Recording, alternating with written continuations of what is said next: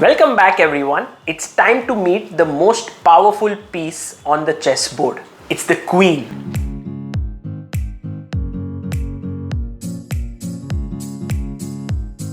Both sides have one queen each. White's queen is on the white square at the start. Black's queen is on the black square over here. And a queen is the most valuable piece after the king in the game of chess. A queen is a synthesis of a rook and a bishop. In this position, how would the queen move? Let me show you.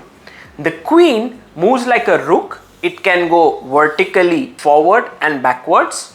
It can also go horizontally sideways. It also moves like a bishop, so it moves in diagonals.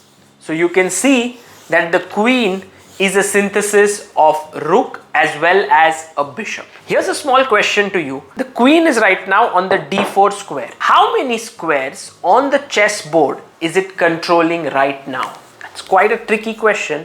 Try to figure out. The correct answer is 27. How did I get that? Well, you have 4 squares here, 3 here, that's 7. You have 4 squares here and 3 here, another 7, that comes to 14.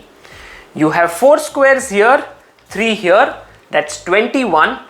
And you have 3 squares here and 3 squares here, so that's 6. So 21 plus 6, that's 27. The queen can control a massive number of 27 squares from the center of the board.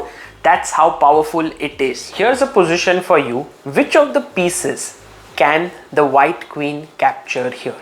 The answer is that it can capture any one of the 3 black pieces. It can capture the rook on h8.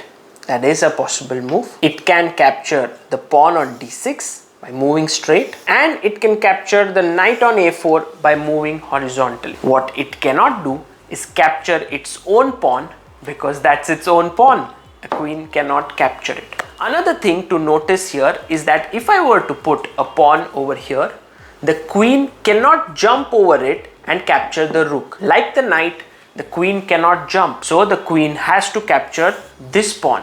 Here's a black queen in the position. Your task is to capture all of the white pawns here. How do you begin? Plan carefully, because if you take one wrong step, you might get into trouble. Did you capture the pawn over here on h4?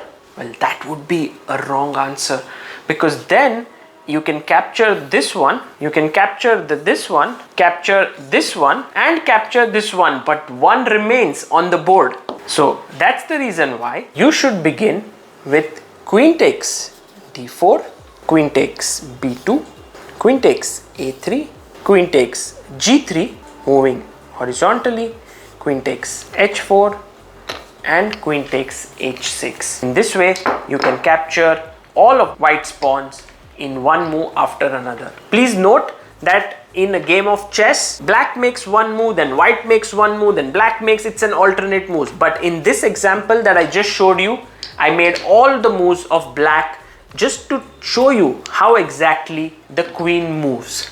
I hope you understood how the queen works. Always keep in mind that the queen is nothing but a synthesis of a rook and a bishop.